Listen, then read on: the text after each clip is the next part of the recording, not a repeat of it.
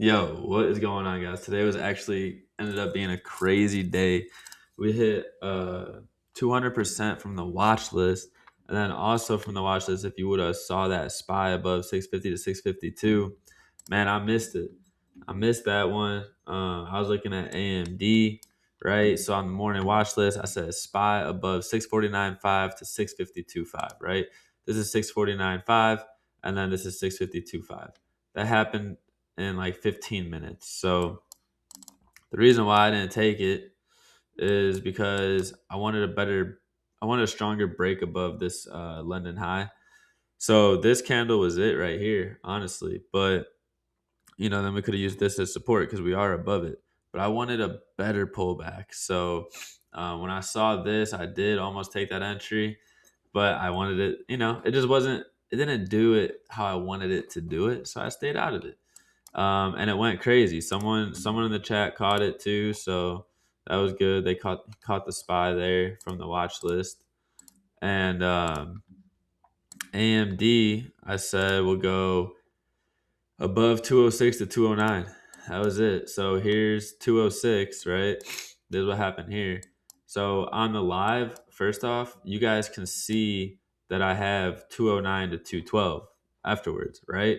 This is why it's so important to watch the morning lives and copy my levels as you get there in case this happens. Look at this. Most divergence here. We can go above 206 to 209. For AMD, go watch for that. Right there, you could go above 206 to 209 for AMD. You could watch for that. And then so you see that all my levels were on there. So you could have saw that once we break 209, we're going to 212. And that's exactly what I did. So I missed this. This wasn't a break and pullback like I wanted it to be, right? I was expecting it to come back into this level. Never did, just took off. So now we break another key level. Well, guess what? We still got some good volume going. So I'm going to take that trade, right? I took this retest and then 10 minutes later, smacked a freaking 230% trade on it, which was crazy. And that was just from showing up to, like, if you had those levels, you could have done that too. And then SPY, bro. SPY this morning. I told you guys. Look at this. Boom. I was like, yo, check this out. Potential.